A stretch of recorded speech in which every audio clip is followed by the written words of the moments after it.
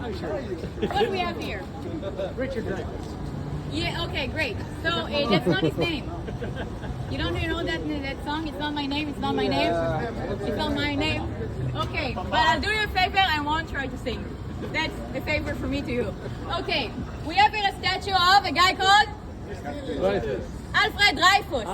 Dreyfus. Back in the day, he was an officer in the French army. And in these days, there was a lot of tension between all the nations in Europe, and everyone in the French army knew there's a rat, and someone decided that must be Alfred Dreyfus that was the rat. He happens to be Jew. And then there was a big trial. And that trial brought news reporters from all over Europe.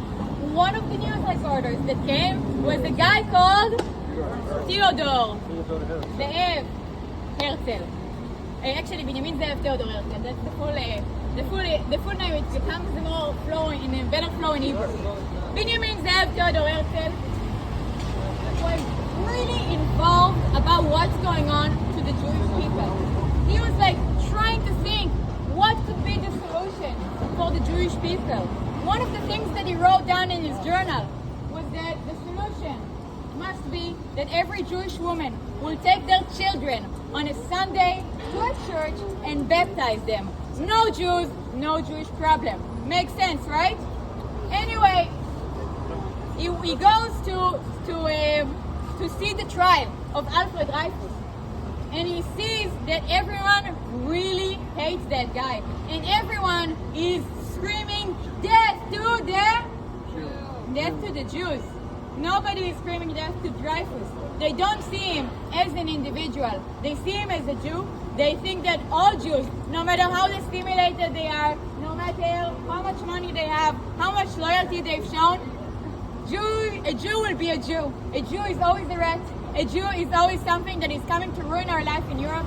And anti-Semitism is running strong in the veins of the European continent. And that's when Herzl is changing his opinion, and Herzl is changing his opinion completely. And he says it doesn't matter if we baptize ourselves, because it doesn't matter, because they will always see us for our blood and not for our decisions. And that's when he decides, okay, the solution needs to be completely different. The solution needs to be, the solution will need to be just like the French people as France, the Dutch people as the Netherlands, the German people as Germany, and the Jewish people will need to have their autonomy. And not until we'll be a nation like all other nations, we won't have the issues of anti-Semitism solved.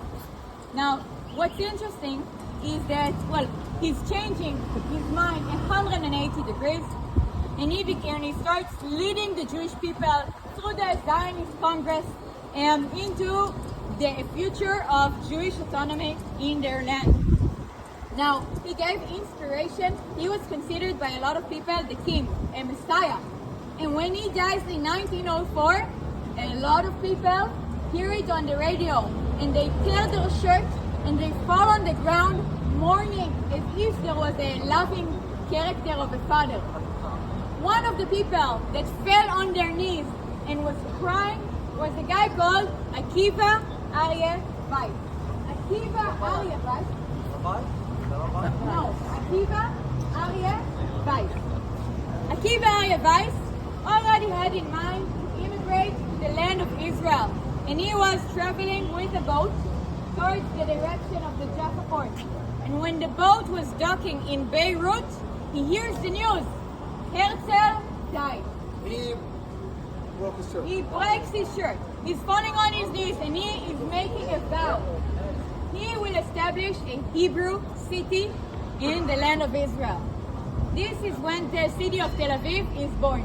It is born in the heart of Akiva Aryeh Weiss, who is going to come back in 1906 with his family. He's going to settle in Jaffa and convince 65 other families that the best thing to do will be to establish a Hebrew city. and this is going to be his house. Now, what is he writing in his journal? This is the back of the house. What he's writing in his journal is, like the city of New York is the gateway to enter to America, this will be the city of Tel Aviv, the New York of the land of Israel. This is a man with a vision. This is a startup. New York of the Middle East. New York, well, at the time it was just New York as the land of Israel. That was his vision. Okay, so His name again, who established Tel Aviv? Akiva, It's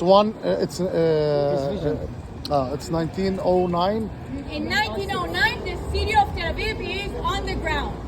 on the ground. He planned it. He Yes. planned it in 06. He planned it already in 1904. He comes back with his family in 1906. And in 1906, 65 Adam families are deciding, okay, we're doing it. We're starting to put our money and buy a land. What's his name again? Akiva, Aryeh, Weiss. Kiva Arye He Weitz. was Okay. somewhere in Weiss. Europe, like Minsk, I think.